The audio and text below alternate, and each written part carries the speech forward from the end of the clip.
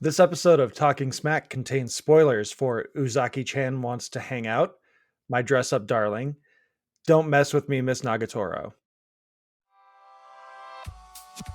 The Cult-Worthy Classic, a cinema podcast dedicated to obscure films and cult classics made before 1970. Join me, Antonio Palacios, weekly on all listening platforms or at thecultworthy.com. The Cult-Worthy Classic, we're bringing the classics back.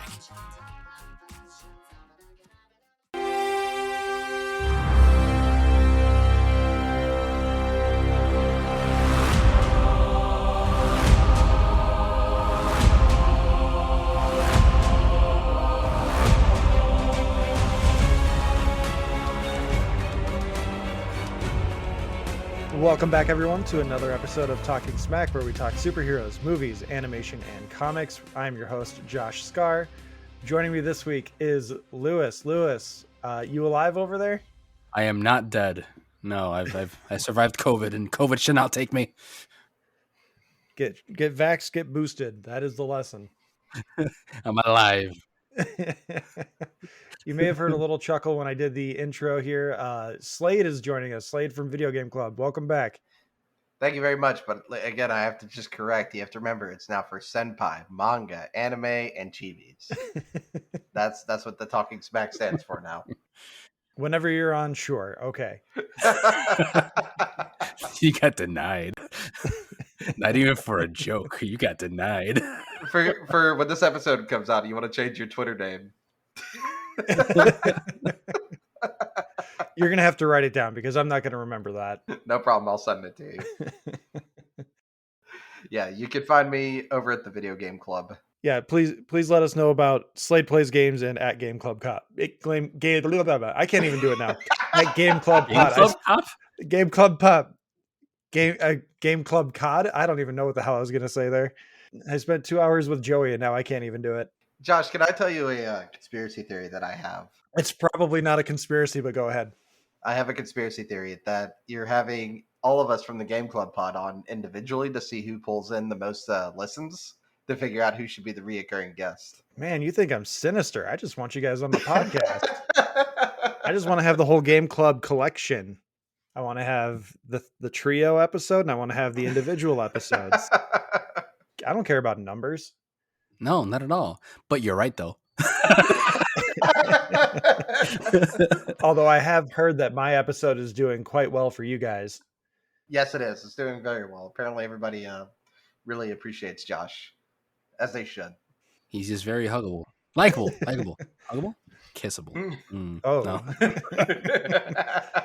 Lewis is going to put me in a slice of life cartoon. We're going to be called Josh Senpai by the end of this. So with Slade's presence, you may have already guessed that we are doing another anime binge watch, and we will get into that gauntlet that they put me through here after we hear a quick word from Antonio at the Cult-Worthy Podcast. We'll be right back.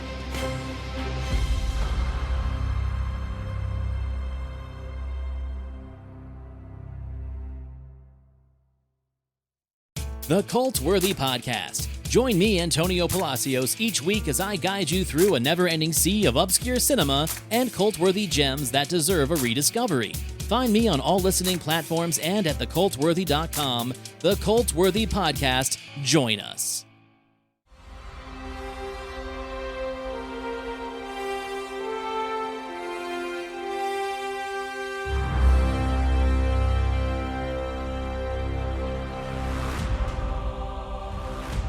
And we are back.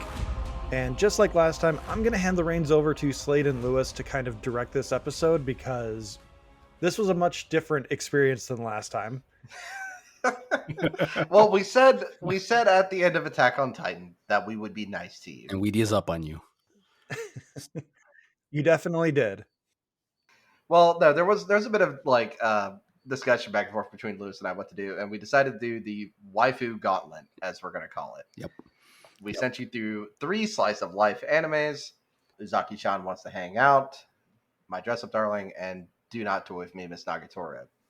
Yeah, we figured after you crying endlessly over a potato girl, and everything else that happened in Attack on Titan, that we at least make you cry tears of happiness. Hopefully some of that happened in these, plus also just crying of laughter sometimes. Yeah. So we thought we would send you through something actually fun and happy and filled with love and infuriation. Yeah, also that. Also a little BDSM as a small spoiler warning. Nothing wrong with that. Don't kink shame.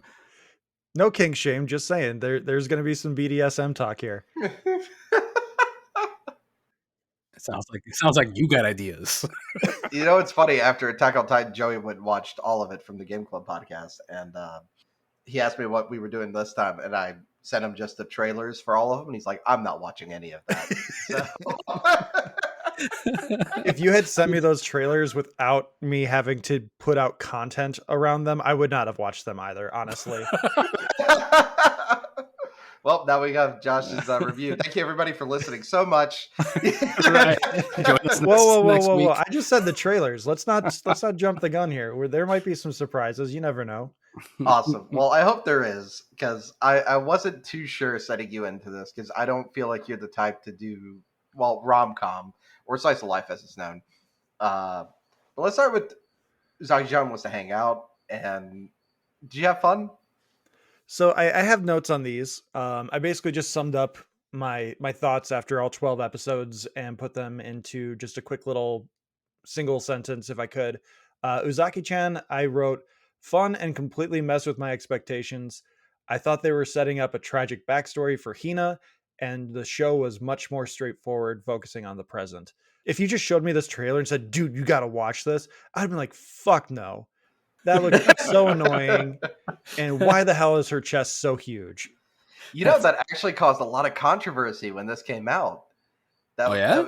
There was a whole thing about cancellation of this because of her design.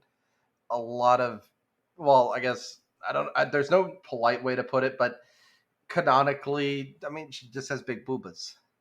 There's no nice way for me to say that, but there was a lot of just like, this is bad female representation, with missing a lot of what I think is the point of her character, of her cheery disposition, and making the guy who normally be a recluse be a little more social and making sure he has a good time and having fun.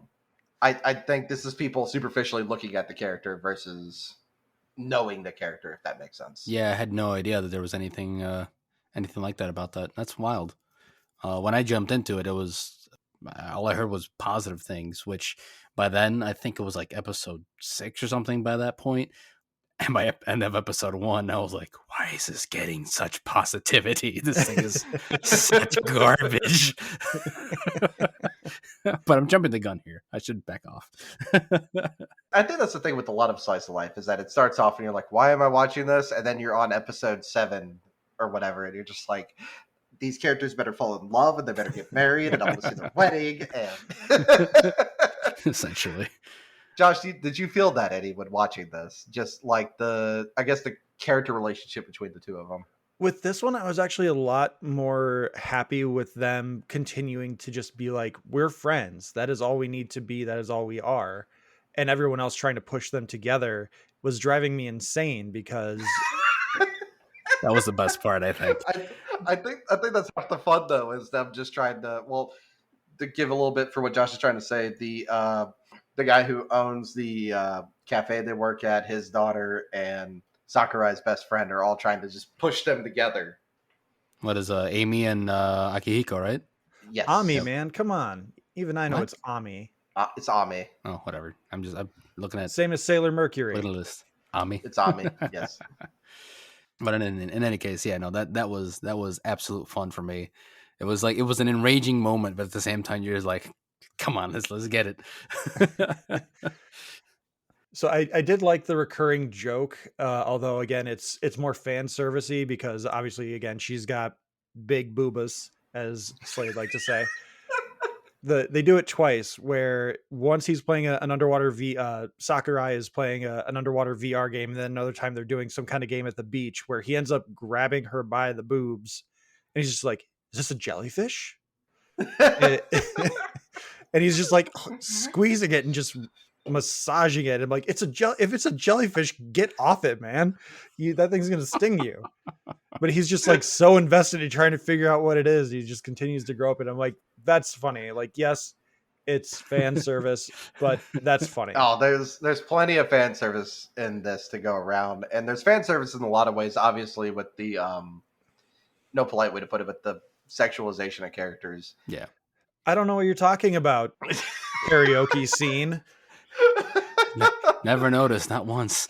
There's a point when Ami makes a joke where she's like, I would wager Kakuin's soul, which would fly over Josh's head. Maybe not Lewis's, but that's a JoJo's Bizarre Adventure reference. It's a JoJo reference.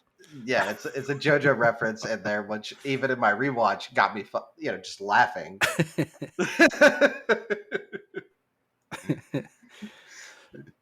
Lewis, as somebody else who's watched this, how did you approach Uzaki-chan wants to hang out? Well, like I said, in the beginning, it's a little infuriating because Hana is not one of the people who I gel with at all. She's very much in your face, very annoying, very much, look at me, look at me, look at me, look at me. And I totally related to Shinichi, right? Sakurai. Sakurai, oh, whatever, last name. Shinichi is his first name that we never hear. That's true. Yeah. Senpai. That's called a tease. But yeah, I related a lot to him because I mean, to this day, if you were to strip me from my wife and my son, I'd be an absolute recluse gamer, just staying with my own time and staying inside, and I would leave the house to go watch a movie and then come on back, which is essentially what they do in this damn show. So yeah, no, the first few episodes were infuriating for me, but ultimately at the end, once the gag started hitting again with Asai's Asai. Ami Asai, yeah. There you go. Or the Asais, I guess. Yep. Once they started, doing their whole thing, along with the other friends on the outside, I forgot his guy friend also started trying to get on it. Yeah, there you go. Started to get in on it. That was really amazing. And then the mother gets into play, which is phenomenal. Like, that was chef's kiss. The mom was probably the highlight. Suki. Suki Usaki, and just her misunderstanding and misinterpretation of every situation. That was cherry on top. To give y'all, those listening who haven't watched it, there's one point she thinks that Sakurai is just staring at her chest the whole time, but there's a cat on her lap, and he's just like, man, I love cats. But she thinks like he's looking at her in a very sexual way. He's not. He just wants to pet the cat, the literal cat. and for a little bit more context, he wants to pet that pussy. Yeah, I spoiler alert for maybe the end of the episode where Slade and Lewis put me through a few questions, but if there was a character I related to, it was Sakurai. He has that loner, I need my time alone kind of things, and he loves cats. Like, just every time he sees a cat, and that moment especially where he's just like staring at Hana's cat, he has this great internal dialogue of just like, oh man, kitty cats, I love kitties, I want to pet that kitty cat. And one of the gags about Sakurai is that he has a very villainous face. Like, he's got evil looking eyes, I guess is the way they usually put it. Very stone-faced, unapproachable, very intense. Mm-hmm. So he has this look on his face and he's trying to look like, oh, kitty cat, and again he's just looking more sinister because he's looking at the cat in his own way, and the mom's just like, what the fuck is happening? Stop undressing me with your eyes. Stop oogling me. That's the thing. I mean, when you first meet the mom as well, she's watching some like daytime drama show on TV, like a romantic drama, all of our lives, like, or whatever. Yeah, she's just like, oh goodness, I can't believe it's like this, and that kind of sets up her personality in itself, anyway. Yeah, the mom was a highlight though, and so, again, like, I related definitely between the three male protagonists of these shows. Sakurai was probably the one I related to most. All right, good deal. There were times that Uzaki-chan herself was very endearing, but that was definitely towards the end. And then the tonal shift of like her trying to give off the signals, because yes, they all ended up being friends at the very end, but you could see that she started leaning in one direction, and then you're just there grabbing freaking Sakurai by the shoulder. She's like, God damn it, man. Yeah, like she loves you. Just I think that's half the fun of Slice of Life, though, is that frustrating bit where you're just watching, I guess, from the outside, like the Asais, essentially. You're like, just kiss already. Just kiss. But oblivious to the very end, Sakurai, man. So I give that to him. Sometimes a lot of these shows, like, just give it up. You know, like, oh yeah, sure, here you go, cool. Let's have him be together at the end. But now this one, he's just like he got a small hint. And then this actually has it's season 2, I think, comes out this year. So. There's actually a season 2? Yes, there is going to be a season 2. Is there an ongoing manga to this thing then? Yes, there is. Of course there is. There's always one. Yes, there is. So here would be, I guess, the end of, unless y'all have something else to talk about for Uzaki-chan. She's got big boobs.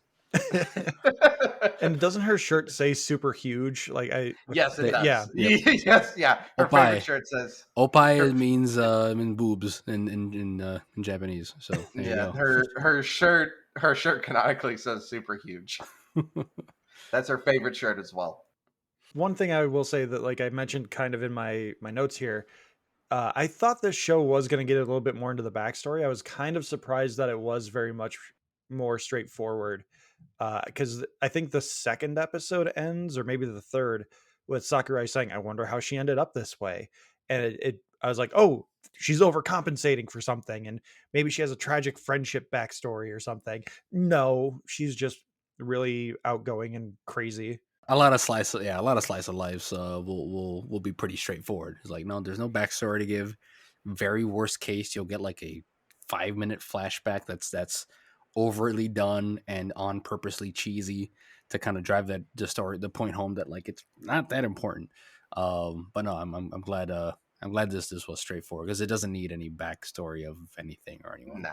No, I mean, it gives a little bit of backstory where, like, it's them in high school. Yeah, and it's the moment that Sakurai became endearing to Uzaki Hana and Uzaki-chan. So it's that moment that really kind of made her be like, oh, he is approachable. He's not just scary looking. Right. So it's their time at the swim club and then their time at the fireworks festival the first time while they were still in high school that makes him seem approachable. I mean, I quite like this. It's just a fun watch. Yeah. I think that's the whole thing about Slice of Life. It's a fun watch. Yeah, I agree. Yeah. But ultimately, this is for Josh. So, like, what would you rate it? You don't have to give it a number. Like, if you could just say, this was fun, this was irritating, or a throwaway, what would you say? On the Talking Smack scale of must watch or must see or pass, I would give it a must see. Oh wow! I would say if you're willing to give it 3 episodes to get into it, I would say it's something that you can really enjoy. But it takes 3 episodes really to be like, oh, this is fun. Personally, 4. Make it to 4. But yeah, 3 warms up. I think 3 is the warm up, but I feel like that's the same for most Slice of Life animes, though, is that it's the 3rd episode where you really like, okay, I love these characters. Right. Let me get invested in them. Right. Which I also think is going to be a whole part of this episode here, Josh, is us saying on the Talking Smack scale. Moving on. Lewis, would you like to lead us into this one? Well, this next one, My Dress Up Darling, ended up being a absolute surprise for me. Everybody was recommending it. Everybody was saying like this is like the waifu steal of the whole season. Oh my god! And it's very true. It's a story about high schoolers, real life, getting into cosplay, also not sticking up for others when there's no reason to bully anyone down, and also just screw you. This is my life. This is what I'm into, and there's no shame. There's no shame in what you love and what you do. And then outside of that, the rest of the hijinks and the funniness ensues, and a lot of the how do I word this? Unintentional tension that happens in this show in a very sweet and innocent and endearing way. While the other one's oblivious and one is just ready to pop, like, oh my god, I'm gonna be taken away or beat up. And yeah, that's with the two main characters. You have Marin and Marin, yeah. Goju Senpai, or Walking that Wakana, Gojo. right? Yeah. Yeah. And Wakana's into making little Japanese, I forget exactly what they're called, little the Hina dolls. Ina dolls. There you go. The classical Ina dolls. You guys might have seen them. Just Google Ina dolls. I'm sure you'll see them and be like, oh, I know what those are. He takes after his grandfather, who does very delicate work on these. He fell in love with that, and that's his passion project and his hobby for the future. Then you have Marin, who is trying to get into cosplay, is very excited about anime and manga and dressing up, but doesn't know how to get into it. And eventually they cross paths. And Josh, your turn. So my notes were, I love the sincerity of this show. It kind of reminded me of Can't Buy Me Love with from the 80s. Slade, you might not know what it is since you don't watch movies. Patrick Dempsey, I believe, is in it. And then the lead actress from that movie passed away in the last few years, which is sad. But I felt like Gojo was very one note character. Like he of all the characters in these shows, I think he was probably the most blank slate. And but I loved Kitagawa Marine. She was compelling enough to support the entire show for me. But yeah, Gojo just he he was like, I love my Hina dolls and I love making these things and I appreciate seeing these people enjoying what they're doing. And I can put that and he's like, I can embrace who I am as well because of this. And it gives him a little bit of self-confidence. But overall, I really did not find him extraordinarily compelling. He felt more I don't narrative. He's supposed to be the everyman. He's supposed to be your self-insertion, essentially. Yeah. I don't know if I agree with them being one note though, because of not only the way that he just kind of comes out of his shell from going from working on Hina dolls to very lewd cosplay, but then making cosplay for other people. I mean, he does kind of come out of his shell a bit. He's not very one note. He's willing to. I'd say if he's one note, then all he would do is Hina dolls. You know, I don't want to make anything else, but he does come out of his way to make like not only for Kitagawa herself, but also Juju or Sajini Inui And Shinju, and yeah, her sister. right. Yeah, making cosplay for both of them. What I feel like at the end of the day, he's passionate about is what other people are passionate about, Yeah, and like absolutely. helping them meet that passionate And or helping passion. them helping them realize that they don't have to put themselves in a box, which Yeah, is what I yeah, like. Yeah, and which it's and what he realizes after like episode 3 that I like making Hina dolls, but also this cosplay is amazing because I feel good about them enjoying what I've created. And that's kind of the lesson that he imbues upon them. But it really just feels like that is his baseline. That is, he doesn't really high low anything else from there. Well, He personally, not to jump in, like his high low is him accepting other people's passions and driving them along. But remember, he also is enclosed on his love for Hina dolls for almost the entirety of the show yeah until until finally, he's told, "Hey, quit being stupid, and I'm gonna do to you what you've done to us, and just fucking enjoy your shit, dude. Like, screw everyone else." yeah. yeah, I and think there was a I don't I think disagree, there's a but point. it felt very single tone throughout the entire thing. Like he makes the cosplay, someone has a moment with him, and then he kind of has a little speech about like, I saw you how much you enjoyed this, and it's kind of like me with my Hina dolls. And then they have a moment of like, oh my gosh, it is the same. And now I love what I do again. And that's kind of it. See, I don't know. I don't agree with that because now you're saying he's Sheldon, Oh God, and no. I'm insulted. No, Okay. like All right, fine. No, that's a one he's a hit. much more compelling character than Sheldon. Thank I'll you, thank He you. does because he grows. You can watch him grow a bit, you know, because you see him go from like, I mean, he's always very awkward and very like self conscious about what he does, but you see him grow a bit to become more comfortable with like the way cosplay is and interacting with other people. Where prior to that, he would not be at all. Well, I don't know if that's necessarily true because he was so sheltered that he wouldn't have even thought about cosplay. So it's No. What I'm saying is that makes his transition is doing the cosplay. gotcha. That makes him open up more. So I think he starts out very sheltered, and he slowly opening up as the show goes on. Yeah. I Okay. don't think it's like a fast one like Sakurai was in Uzaki-chan.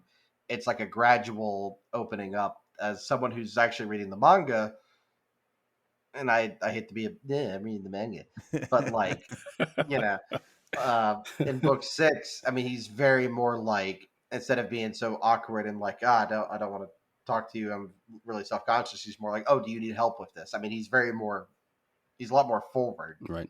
Yeah. and a lot more expressive of himself. And I think part of where I'm probably not articulating this as best as I could, but I think part of what really influenced my perspective of this was that Bluey season 3 came out, not to be jumping off ship from anime here, but there's an episode Came out. That's the there's an episode in the newest episodes that have launched in the US where the dad bandit is playing a game with his kids where he's pretending to have been born yesterday. So everything is new and amazing to him. Like he sees a leaf and he's like, "Oh my God, what's your name? Who are you? What is this?" And I kind of got a lot of that feeling from Gojo, where he steps foot in the ocean. He's like, "This is the first time I've ever stepped foot in the ocean." And it was kind of like Sam from Lord of the Rings, where he's like, "If I take one more step, this is the furthest from home I've ever been." And it felt kind of like that in a sincere kind of way, but it reminded me of too many other things, I think. I want to bring up the meme that I sent to the group chat when Josh got to the beach episode of My Dress Up Darling, and it's Gojo pointing off in the distance and just says, "We defeat our enemies." I searched I was at work searching through my phone for like 15 minutes to find that image. I just want you to know. I'm not one bit surprised. Now I'm just thinking of the meme where I have a meme for that. Hold on. Oh man. I fell in love with My Dress Up Darling when it came out. Yeah. I mean, Maureen herself, she's such an endearing character. And I think, like I said, a lot of the people who, I don't know a proper way to determine them, would just be like, you just like the fan service or whatever. But her herself, she's such an endearing character and so likable. Like, even Josh brought up, like, the amount of fan service, and he's like, this is kind of awkward. And I'm like, oh, look, you got to realize it's or I guess, Luce, as you put it, it's a high school coming of age story. You know, you got to just keep that in mind while you're watching it. And she is just like, I'm going to be myself and I don't care what other people think. And I feel like there's so much endearing qualities behind that. Yeah, she found herself and the hell with everyone else. To the point that she's how would you put it? She's very like, you know, this is what I am, this is who I am, no big deal. It shouldn't bother you, it's not gonna bother me. She's self-assured. Yeah, she's self-assured to the point that she starts undressing in front of Gojo just to get her sizing, and you know he's got to stick his hands between her thighs and around her bust and all that, and you know to her it's like he's sizing me for this is all this art that I'm doing. And Gojo's like, oh my God, I felt the heat of her crotch on my hand. Oh my God, you know, like he's self-aware because he's, you know, girls and boobs. Oh no. And she's just like having fun with it. And like, this is who I am, and I'm having a good time. You know, right. It's not. It's not inappropriate. I'm wearing a bathing suit. I'm not in my underwear. Like I've thought of this beforehand. It's the same thing, but you know, whatever. But yeah, and then you get to the, you know, towards the end where the realization happens that she starts being a little bit more self-aware. You know, and then the romance starts kicking in towards the end. But I think the real endearing moment was when she realizes that he's putting his everything, like this is in the first few episodes, he's putting in his everything, his time and effort into getting her first dress from him, like on point, that he's sleep deprived and bags under his eyes and like getting sick because he's got no sleep, and she breaks it down for him and just totally thankful. Like that's a human emotion. That's a human moment for me. And she's like, I can't believe you were staying up all night and you were working all night. You didn't have to do that, but he did it for her. Yep. And something you don't see in a lot of shows, let alone anime, is human speech actually talking to each other. Like, oh my God, I didn't know that you want to do this for me. Hey, I want to do this because of this. Oh, anime over. The explanation happens. And there's one of the other big things I want to bring up is when he's like, I never used the word beautiful except for, if I genuinely mean it, and he calls her beautiful. And that, I think that's like the big point where she turns like, oh, fuck, I'm in love with him. And Josh, I'm going to call you out a bit because you were a little worried about the fan service and whatnot when you were watching it. The age of the characters definitely made the fan service moments a little cringe for me because that, again, it's I, fan I'm service. willing to go with that. But after finishing the anime, you still feel the same way, or I would still say that I would have more enjoyment. I would actually be watching this with my wife probably, or no, I shouldn't say with. I did watch the pilot with her, just to gauge her interest. But overall, I don't know how often I would seek it out, just because again, I don't want to sit through those moments because again, these are supposed to be 14, 15, maybe 16-year-old kids. And I totally understand what you guys are saying, and I am not shaming anyone who enjoys these moments because I'm pretty sure if Ricky got involved or invested in this series, she would just be gushing over all those moments too, along with all the fans. You're like, oh my god, she's so gorgeous. Oh my god, she's so pretty. But I will say the most egregious like fan service bit is with the literally a middle schooler, Shinjui Inui, and well, her chest size essentially making a button go and impale itself on the wall. Oh yeah, that's right. yes, Yeah, that's I mean, but I feel like that's more so it's fan service with the slice of comedy in there. Right. It does a yeah, purpose. and I totally understand Yeah. that, and I get it. It just like that moment was fine for me because again, she was still covered up. The bust popping that was fine because the shirt never busted out either. You didn't just get her down to her bra. It was more just the moments of like, oh my god, we just saw Kitagawa's undies. Oh my god, she's in a swimsuit. Look at her how she shines, and just all these things. Just it's the glamour shots of a teenager that just I'm like, no, I don't need that. No, I don't need that. So I had to put my dick away. No, just kidding. I also that's something that like especially when you watch anime and you find out like how old the kids are, and this is in any anime, and I think it's something very Japanese. And I'm not trying to, I guess, defend in any way the fact that they're underage for American audiences, but I feel like it's Japanese storytelling or Storytelling. telling. There you go. Like if you think about Eren Yeager was 14 when Attack on Titan started, right? Yep. So whatever it is about Japanese storytelling, like by the time you're 20, you're the old man with gray hair bent over with a cane. So all the stories have to be about kids. And I don't know why that is. I feel like there's a cultural thing that I'm missing out on. I think the cultural But thing corresponds with these are still, I think, geared towards high schoolers. Like I yeah, think they air during high school prime time or whatever that their prime time is. And then as far as like the sexuality stuff, like yes, it's still frowned upon, but it's a different cultural thing where like It's it is reflective of sexual real life. organs, no big deal as long as you're not showing it. It's just part of real life. yeah. So there you go. Okay. I was trying to think of anything else really big. You know what moment really sticks out in my head from My Dress Up Darling? It's during the fireworks episode where Maureen sticks her tongue out and her tongue is blue from eating the Oh, yeah. icy. And Gojo has a slight freak out about it. Because, I mean, other than his Hina dolls, nothing in life ever mattered. and it's such a beautiful. I mean, honestly, in slice of life anime, the fireworks episode is one of like that's where they flex the budget. Yeah, it's because it's the tropiest and it's also like the closest to cultural that you'll Yeah, get in these things. Next And to the they're beach flex. episode.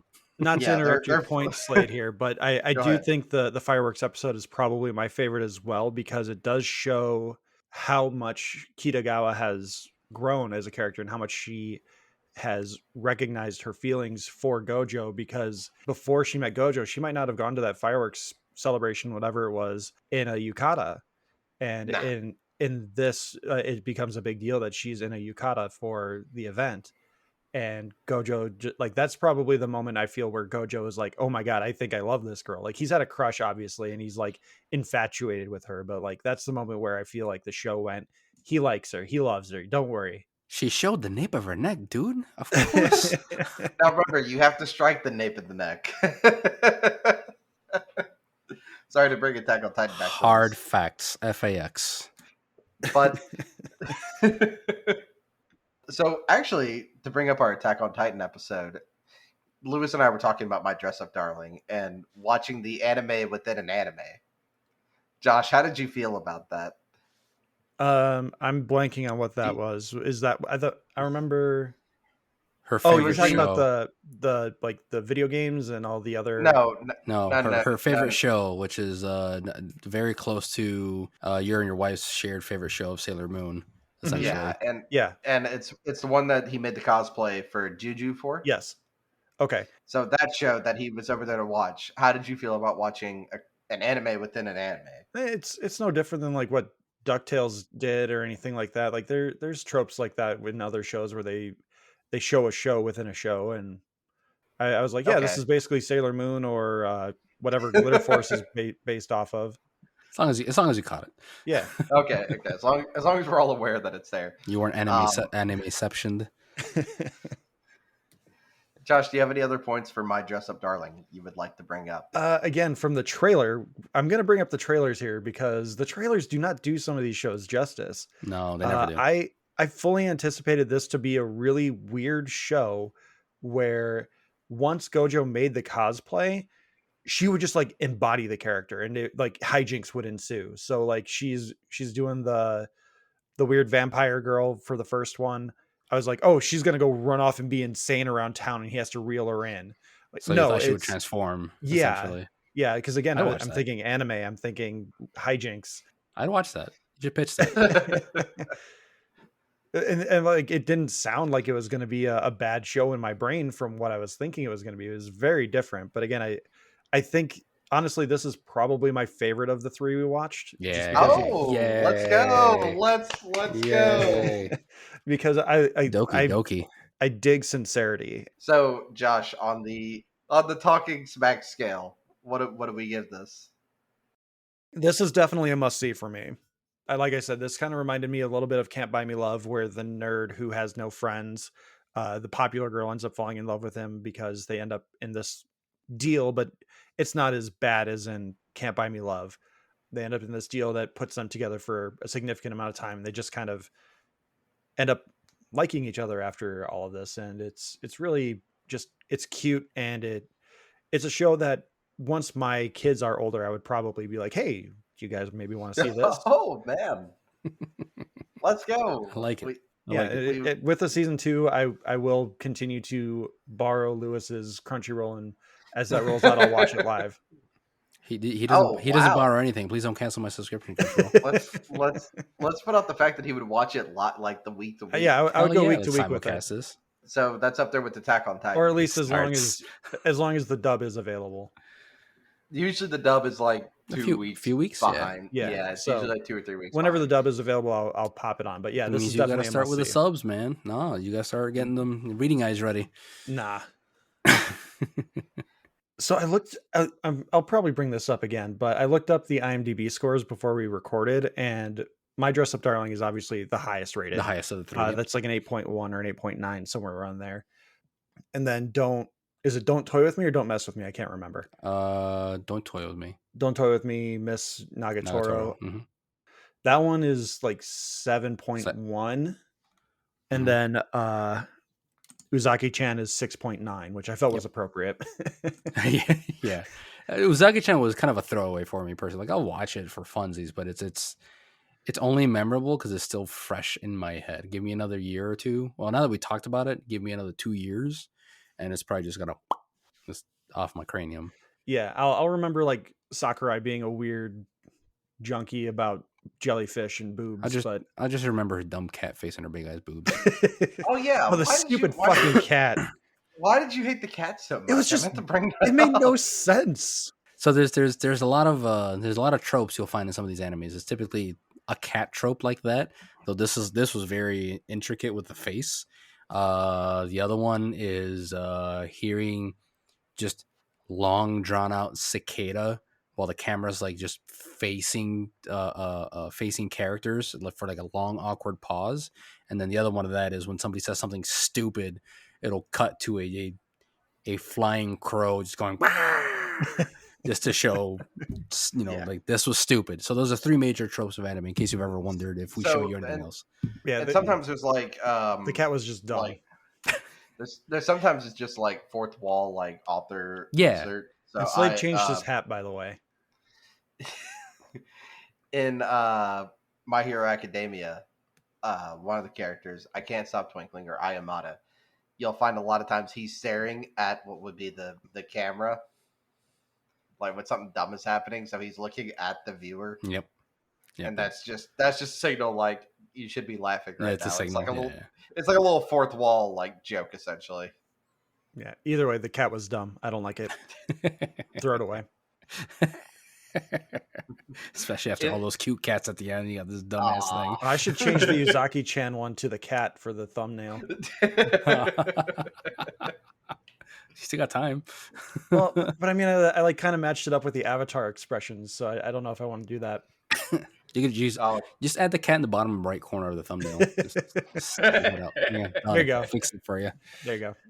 Okay, Josh. Now we get to talk about your favorite of all of these. I think you're projecting. Don't toy with me, Miss Nagatoro. Gonna be honest, this was my least favorite, but Yep. I saw it coming. But yeah, I will say this probably had the most satisfactory ending of all three. You lost me. Okay. All right. I need to hear some thoughts on this. Okay, so my notes are least favorite of the three shows. Maybe okay, sorry, that's what I said. Never mind. Just wasted about 30 seconds of everyone's time. So what I mean by all that is, besides wasting everyone's time, is I like that they created stakes within the story. It wasn't just this slice of life, like this girl is torturing this kid, this older boy who, for all intents and purposes, is very much into BDSM. Get with that. You cannot tell me that Senpai is not into BDSM and Miss Nagatoro is his dominatrix. You can't convince me otherwise. He's in the tsunderes, and she's a tsundere. All right. Oh my goodness. Well, he became a convert within this show. That's all I'm gonna say. I shared a screenshot with you guys of Nagatoro standing over him on the beach, and he is not hating it. She's shoving him down. She's shoving him down in the sand, and he is. You scream, okay? I mean, I don't know this sort of thing, but I've seen videos. Experience confirmed. So what Josh is saying is that he most relates to. I've already said I relate more to Sakurai. Oh my goodness! Stop projecting, Slade. No, Nagatoro is a tsundere. If you don't know what tsundere means, it's essentially like dominatrix. It's somebody. No, it's not a dominatrix. It's like I hate you and I'm gonna bully you and make fun of you because I love you. Yeah, it's that like classic joke of like, this girl's constantly making fun of me and beating me up, but inside she actually really, really likes me, but she doesn't know how to show it.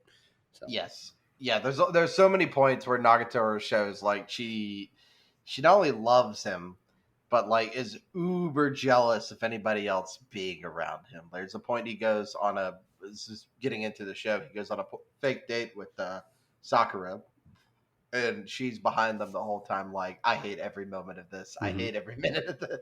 But it's also growth because it takes her time to realize that, and she slowly comes to her own realization. Yeah, at the end of the show, she definitely is like, "Oh, you love me too? Oh, you do?" Trying to get him to say it first, kind of thing. But that's again tsundere characteristics. Yep. But no, man, he's a total outright nerd who doesn't know how to like defend himself at all or anything. So it's not BDSM. It's just not knowing how to defend himself. Yes, please. What? With Josh misinterpreting BDSM and tsundere characteristics, right? Seems like the line is very thin there. That's fine, but the line's there. So this is another one we actually brought up during the Attack on Titan episode, where Lewis and I both said we appreciated Do Not Toy with Me, Miss Nagatoro. Lewis, do you have any good thoughts On the show?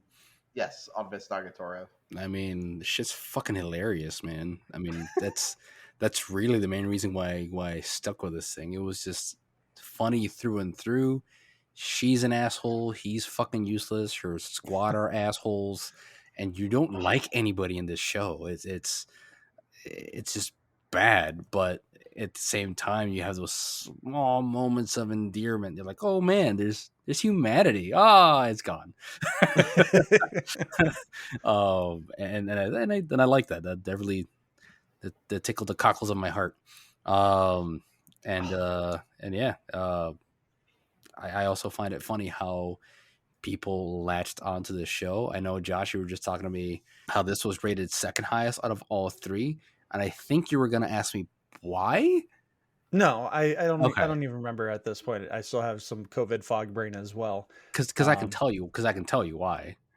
It's because we got Nagatoro, dark skinned girl who's the love brain child of the main artist who like got to where it's at for drawing boatloads of hentai.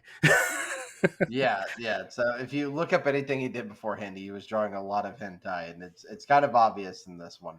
So you're not half wrong, Josh. That's what I'm trying to tell you. I have vilified you. In this one, you got some leeway on that. It was definitely done on purpose for the jokes and for the connection. Especially for the president, who doesn't ever get a name other than the president. Oh yeah. Yes. Yeah.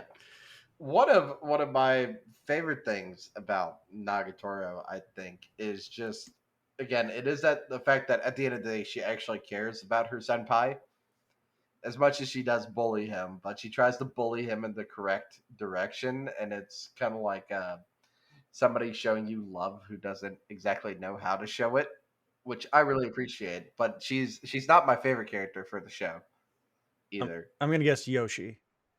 Oh no. Which, if you don't, fuck her too, personally. For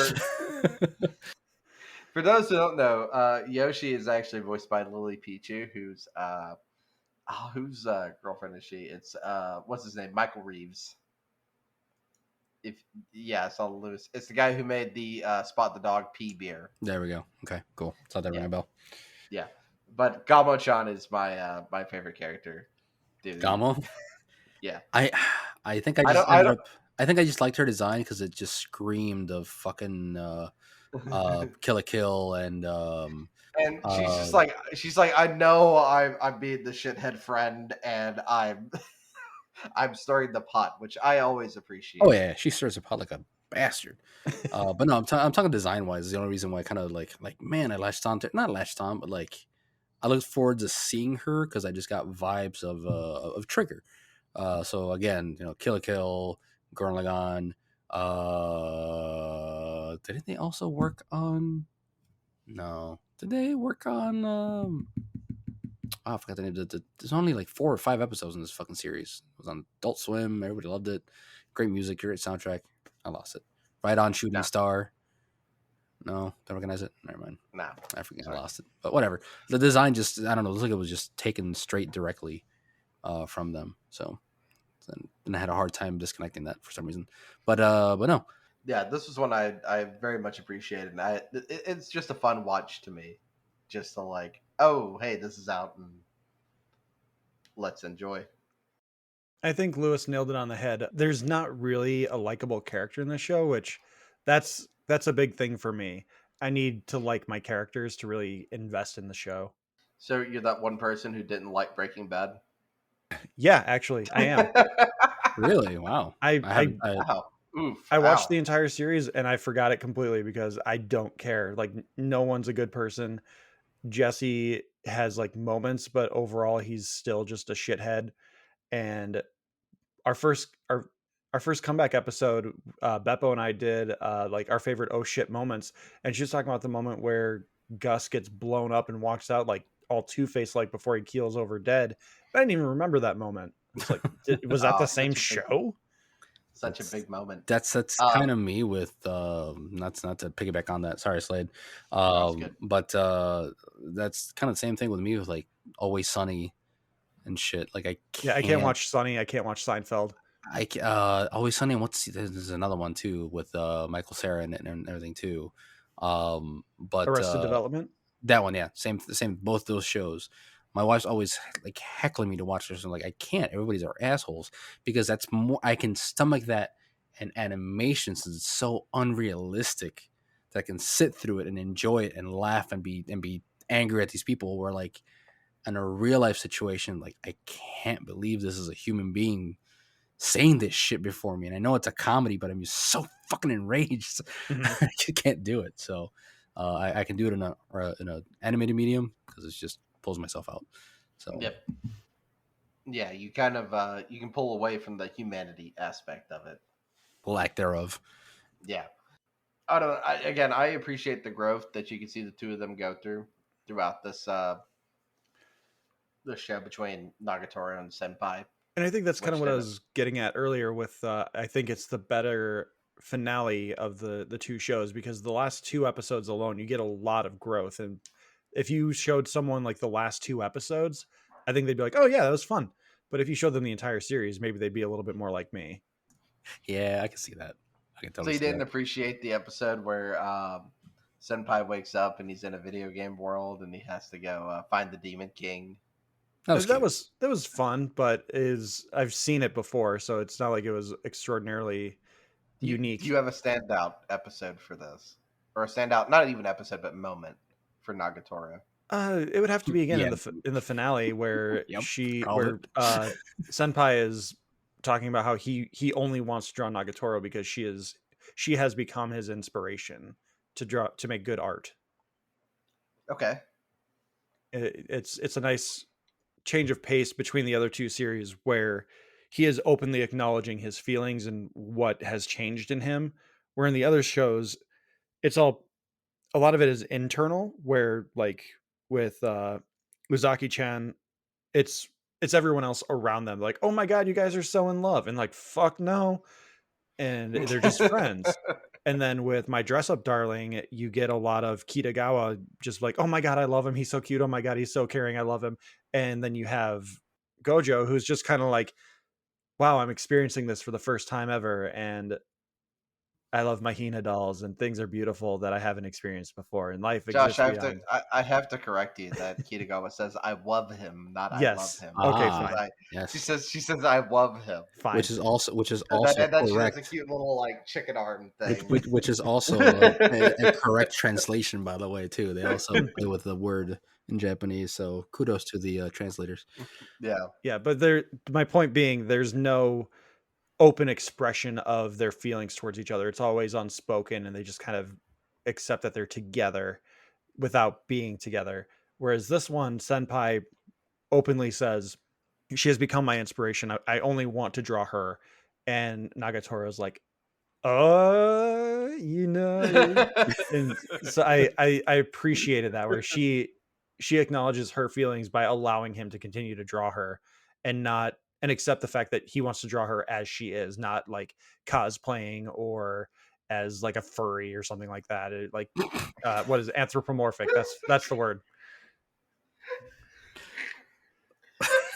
left turn, but okay. BDSM furries. That's a thing, right?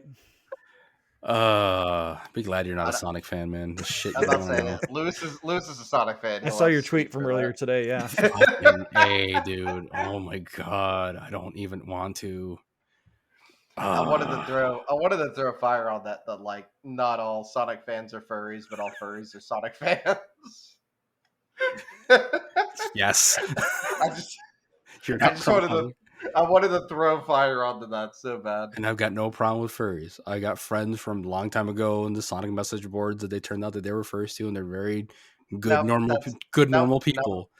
I got problems with furries. Y'all are wrong. And my best friend's a furry, so that's. But when it gets to that point of just like no return, just no, drop it, please. Oh my god. Oh man, I feel like this is kind of a commentary on Miss Nagatoro, where we've gone off on like 5 tangents already with barely bit, talking yes. about this show. A little bit. Yes. But I just remembered, Lewis. What I was gonna say is I'm kind of shocked that Miss Nagatoro was actually rated higher than Uzaki-chan. That's what I was gonna bring up in the P Break 2.0. Oh yeah, that's that. That's exactly what he just told you. Okay, yeah, you're surprised, and you probably wanted to know why. Yeah. I don't know. Did It's we late. not? Did I I'm not cover tired. it that exact same way? Slade, back me up here. Probably. So, well, no, I love all these equally. That I'm like ready for season 2 of all of them, and it's gonna be like, hey, turn my phone off. I'm watching this. I'll be Nobody talk to absolutely me. honest.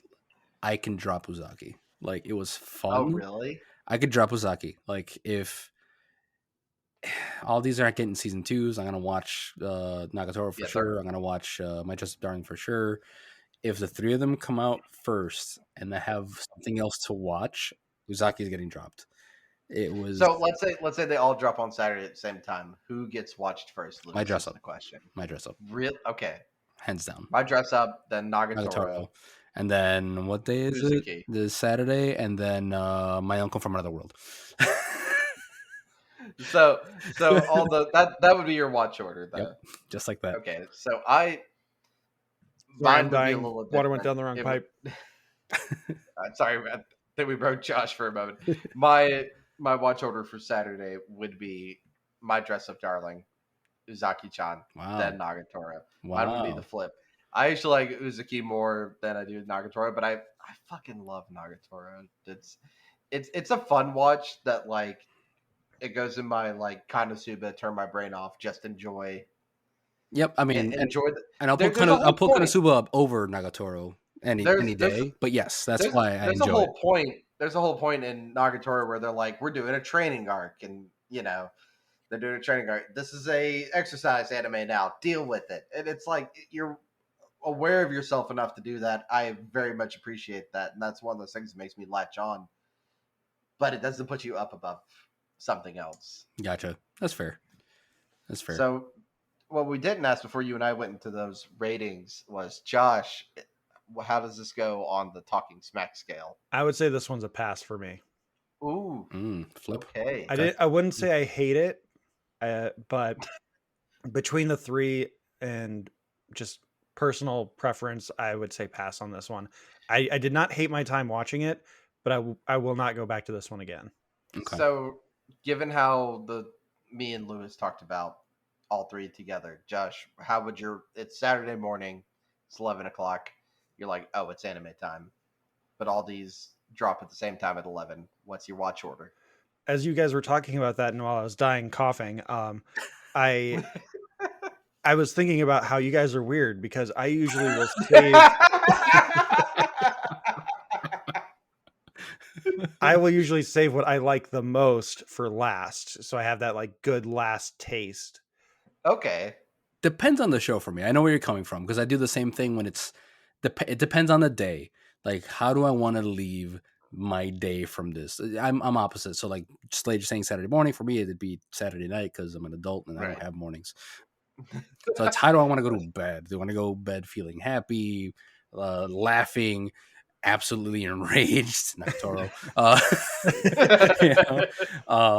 But you know, I get that. I get that. Yeah, mine's Saturday morning because I'm a childless adult. That's nothing fair. else to do. So that's why it's like Saturday morning cartoons for me is now anime and like Nice. Yeah, Nice. So if we're talking like most anticipated, what I'm most excited for that day, it would be My Dress Up Darling, and then probably Uzaki-chan, and then Don't Mess With Me, Miss Nagatoro, or Don't Toy With Me, Miss Nagatoro. Now here comes the golden question. Since it's not just like, oh, what's your favorite one? It's the waifu gauntlet. Josh, who's the waifu? You got to pick one of the 3. You're making me feel so awkward because these are all teenagers except for Uzaki, who like she turned 18 in that series. Cool. Pretend it's 5 years later. Uzuki turned 20 actually. That's the legal Yeah, they're college kids. So she's a college kid. I would have to go with Kitagawa. Like, yay. She does remind me a lot of Ricky as far as like her nerd interests go. So like that's probably part of what connected me most to her as well. Like the cosplay thing is super fun.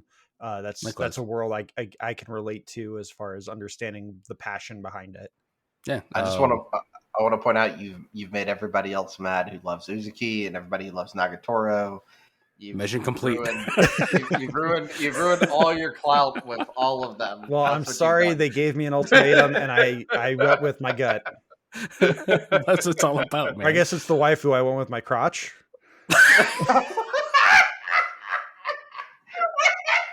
That's element number 2. Congratulations, Josh. You are a weeb. We almost got Josh to pure weedum. Oh shit, that's amazing. Man. As Awesome. soon as Josh gets like one figure, that's how we know we got him. Gifting's not allowed. I'm on to you, Slade. He's got to buy it on his own accord. Almost spit my amazing. Thank drink God I out have there. 3 kids and I can never afford one. Oh man. Looking at Lewis's background. That was No. 99% of that was acquired before Lewis's kid was born. Also very true. 99.9% of that's also the wife. I am literally the guy meme of like, hey, look, here's a picture of my new place. How do you guys like it? And it's just a chair, a box of the TV on the box with the PlayStation next to it. I am to be happy. The bookshelf off screen from y'all, there's a shelf that's just the waifu shelf, and it's just figures. Well, she's got that. She's got a craft room full of more on the wall, like from. You should see the wall to Lewis's left. Like you might have a heart attack with the games and amiibos and everything else. Yeah. No, that's a lot of my friends come over here and they're like, "You just live in the gamer house," and I'm like, "Yeah, no, basically I do because I have no other commitments." Yeah. It would make you sad to know that one of our cats going through some sort of like thyroid problem and started producing more pee in my bottom shelf of my gaming shelf. Oh no, I lost a lot. So pour one out for me, please. I will. I coughed one up for the earlier. Is that homemade. okay? What's up? I coughed You one up coughed earlier one up. when I was drowning on my own water, my own spit. Oh man. So we found out Josh's true waifu, though. That's all. That's all we need to know. That's all that matters. That's all we need to know. That's all that matters. I love that I cracked the Transformation joke, complete. and now you guys are just kind of like, he's ours. It's not a joke if you meant it, man. You said it, not us. Exactly. That's the thing. Exactly. That came from the heart we have and the crotch. audio. You heard it here, folks. Unless he edits it because he's a puss. So what, Lewis? What you and I have to do? Well, what you and I have to do is keep saying that his waifu was Nagatoro, and then obviously his waifu was Uzaki-chan, but really, overall, his waifu was. Yeah, exactly. You'll call it back. You'll correct it. Just changing the continuity throughout. Yeah, just change it constantly. Don't worry about it. So now comes the next question for whenever we do this again. I figured I'd pose a question to you because Slade and I have been going back and forth on what we should show you next. We wanted to cheer you up a bit with Stupid from Attack on Titan. Uzaki-chan was definitely stupid. Yeah, Uzaki and Nagatoro. Don't miscredit her. But do you want to go back into funny comedy, like laugh your ass off direction, or do you want to get some damn good writing and pluck at your strings? It can get pretty dire, a la Attack on Titan, but it's good and it's still continuing.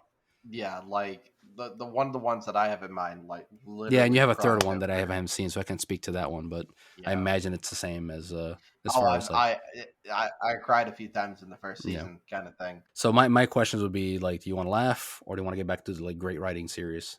Or not that the comedy one isn't well written, because it's fucking well written for laughter. I also figured I have a 4-sided dice over here. we could roll a dice. I'll go with roll the dice because I mean I'm always up for something hilarious and funny, and like these really kind of changed my perspective on anime. Good. Because like Mission number 2 complete. I've seen good drama anime. I've seen Sailor Moon, obviously. I've seen like the outrageous stuff. But like this, again, like I said, all of these kind of challenged my perspective of what these were going to be. I thought My Dress Up Darling was going to be this. Oh, and then if you want drama, actually, yeah, I actually posed it to you, and then Slade, you surprised me that you haven't seen Journey to the End of the Universe. Yeah. So if you want drama, like good drama, like holy shit, that's another one that'll really fucking open your eyes. So yeah, it depends on what direction you want to take, man. I would say episode count should really be considered. Okay. So I think the two serious ones, especially the comedy that Lewis and I have in mind, are they're very manageable watches. They're what, two 12 season episodes, two 12 episode So seasons. no, so Josh, the show I have picked for my serious one is called The Rising of the Shield Hero. It's an isekai, which is basically you die in your current world and you respawn in a new world, right? And you have to play the role of the hero. Rising of the Shield Hero. It's on 2 seasons right now. Season 3 has been announced.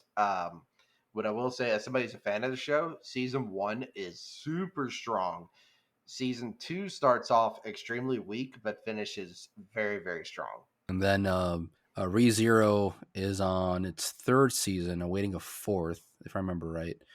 They're long, but I mean they're very, very well written. They make your brain work. They make your tear ducts work, and there's a lot of connection with characters that you get into. There's a little bit, as far as the fan service thing, it's less fan service and more of the character himself has some growing to do. So it goes from like stupid teenager to actual like character growth, and that gets dropped off by like almost season 2, really, or nearly at the end of season 1. But it's fantasy based, it's same thing. Dude dies, wakes up, he's in another world, and it starts off as like, oh, it's gonna be another one of these gamer things where he wakes up in a gamer world, so he already knows all these RPG tropes, so he can win it, and it turns very serious very fast. Season 1's amazing. Personally, I don't think there was any drop off. Season 2 is amazing. Season 3 is amazing. Like, edge of my seat all the way through. Slade, I don't know if you can contest to that or not. I haven't watched. It's on my watch list because you've recommended it to me. But I will say for Shield Hero, it's that as where he knows his game tropes. It's the fact that as the Shield Hero, he can't attack because his whole thing is he has the shield. He's supposed to be defensive, and it's him trying to level up and gain experience in the fantasy world. But he's aware of the game tropes and how video game mechanics work. Right, it's the same concept. But he's While he builds his party can give him XP, so he has to worry and think about that kind of thing as the leveling up goes. Did you haven't seen ReZero either? I have not. Oh, it's on wow. My watch. It's on my watch list. Gotcha. Okay, cool. So yeah, you recommending it. I'm catching up on other stuff. No, yeah, trust me. But I'll throw everyone's recommend the Shield Hero. Also, got to throw that one on there. Yeah, I will. I'll be one of the fans that season 1 is tremendous, but season 2 starts off very weak, but it finishes on a high. Okay. So stick out season 2. Sure. The other one, Josh, that is going to be number 3 on the dice is we're going to take the Isekai and we're going to go stupid with it, which is Konosuba. Yeah. Konosuba, A God's Blessing on This Lovely World, is the full title. And it's fan service to Isekai, essentially. It has continuity. It has a story going for it. In fact, it even has a movie, a spinoff coming out this year. A serious spinoff, it looks like, which I'm down. Yeah, a very serious spinoff coming out this year. And season 3 is announced. And for this 4-sided dice, number 4 is we re-roll. well, everything. Well, what about Spy X Family? I've heard good things. But that's about continuing, and that's actually that comes out this fall. Actually, that's fall this year. Do you want to put Spy Family as number 4 then? We have nothing for number 4. I wanted to give an option because Spy X Family is continuing, and if it does as good as it's doing, like the manga is still ongoing. We're talking. This is going to be one of those possibly pushing 100 episodes things if you want to continue with it. So if you want to jump in while the pan is hot, like now's the time to do it. However, for content, but I would say number 4 if you want to keep it short, because everything we've given you has at least 2-3 seasons. If you want to keep it to, I want to say it's 12 episodes. Give me a second. I'm going to mute and tippity type. 1 second. While he's tippity typing, Josh, how scared are you by listening to what we've suggested? I mean, they all sound interesting. Because I don't know if we ever do a good job at actually describing the show. No, and I mean neither do the trailers for these things. So it's kind of a crapshoot as far as like explaining. I was looking at the ReZero while I was having another coughing fit here. That one's 50 episodes. Yep. So, and still ongoing. and I was able to knock out like 28, 29 episodes while I was on the road for 1 week, which I have a 2-week stretch coming up, so I could definitely knock out 50. I was actually surprised how quick you watched Nagatoro, to be honest. I thought that'd be the one you'd struggle with. I just knocked it out in a day because again I was not enjoying my time, so I was just like just watch blow it, through get it done. Yeah, the one I would say if you want a one and done, Journey to the End of the Universe, which Slade, it's also you can jump in on this as well. It's only 13 episodes, and rates higher than even ReZero just because how well written this thing is. It's rating like an 8.5 or higher across a lot of shit. No, so, I would agree with that being a suggestion for number 4. I think we should leave number 4 up to Josh with that if you want to take that one. He mentioned Spy Family. I figured I'd give him an out for a short one if you wanted to, but yeah. Let's add Journey. Let's add Journey as number 4 because Spy X Family. Yeah, like Lewis said, maybe we wait till the end of season 2, and we can talk about that one. Sure. Now you're caught up. Spy. If you haven't watched it, Josh, even on your own time, it's so fun. I've seen the trailer for that one. It looks like it's you're gonna get hooked for your own personal watching, like fucking podcast aside. Like you will, if anything you walk out of here is like, I'm gonna keep watching Spy X Family. It's gonna be my new show to like actually pristine watch, which would be awesome. Or if you can keep watching everything else we suggested. That's cool too. And for anyone concerned, I am gonna try and mute Slade rolling the dice. I know he's dropped it a couple times already. Let's go over this just one time so everybody knows. Number 1 is The Rising of the Shield Hero. Number 2 is RE0. Number 3 is going to be Konosuba, God's Blessing Upon This World. Number 4 is... I already forgot. It's all right. Journey to the End of the Universe. Journey to the End of the Universe. I'm going to put my desk in view so y'all can tell that I'm look at that. Integrity. I like it.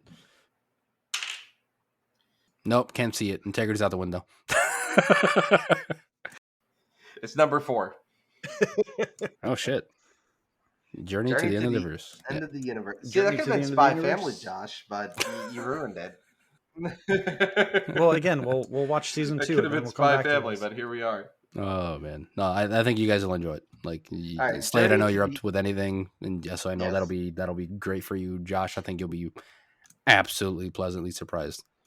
And if I remember, I think it's very loosely based on a true story. All right, well, let's start wrapping up there. Slade, give us the Video Game Club promo. Hello, my name is Slade from the Video Game Club, a fortnightly podcast where once every 2 weeks we play a video game. Not too dissimilar. Podcast Club. You can find it where all good podcast players are provided, and some sketchy ones as well. Well done, Slade. I tried to throw you off with throwing in a joke. No, I just ignored you. And That's funny. Also, I don't see this on Crunchyroll, by the way. Oh, did they take it out? Yeah, if it's not there, we're gonna be doing Spy Family. I just mentioned shit. I think Slade just wants to do Spy Family. Hold on. Like, I believe in Waku Waku supremacy. All right. Thank you try looking. I'm sorry. I mixed fucking two different things. Place Further Than the Universe. Sorry, my bad. Place. Sorry. Well, does that mean a mistrial or whatever? We didn't know the proper title. Do you want to roll again? No. All right, it's been added to the watch list. Place Further Than the Universe. Got it. Cool beans.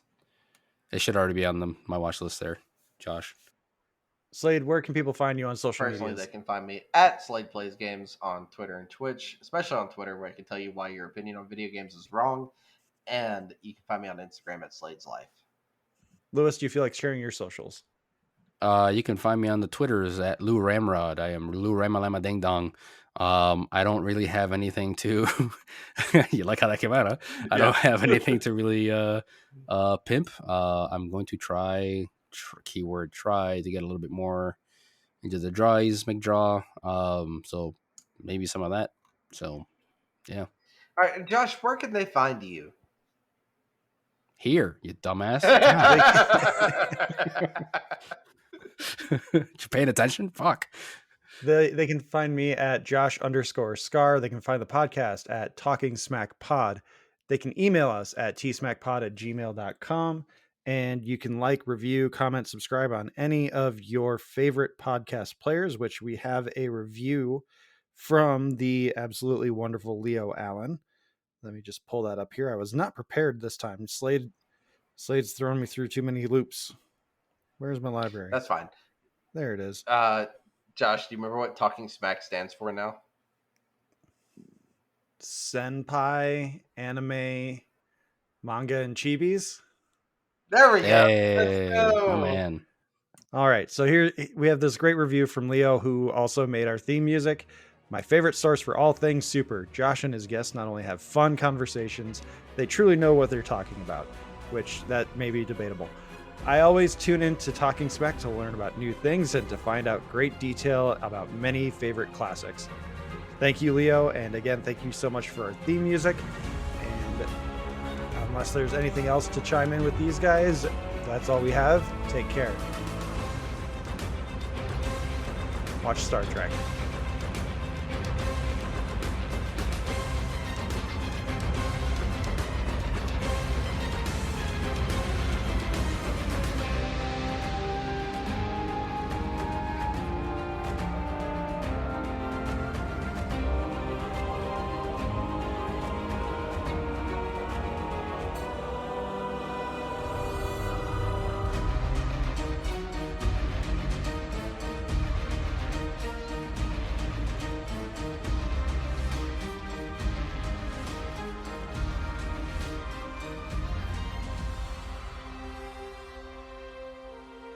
Slade, I was re-educating Lewis again about what happens during a Slade P break on Video Game Club.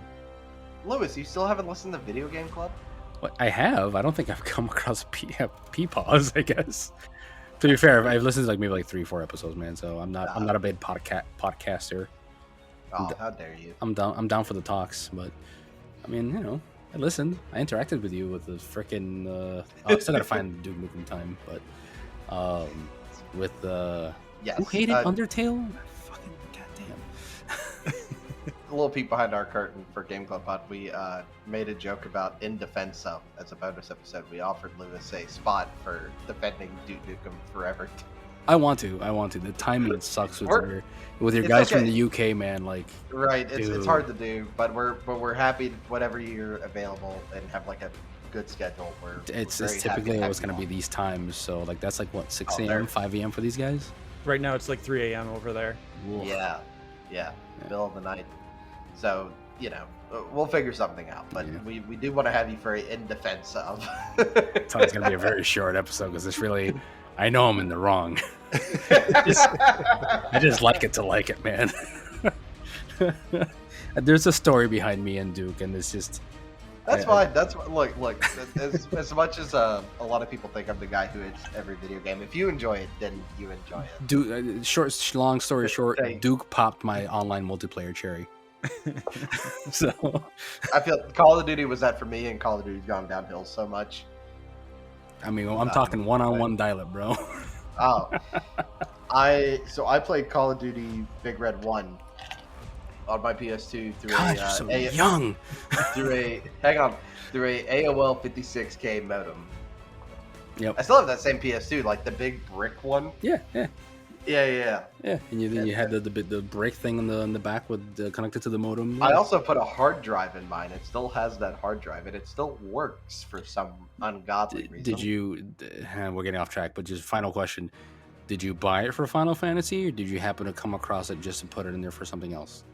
I never played Final Fantasy on the PS2. Cool. Likewise, I found it. I found the hard drive, the official Sony hard drive used at EB Games, because they took hard drives for whatever reason. I was like, fuck yes.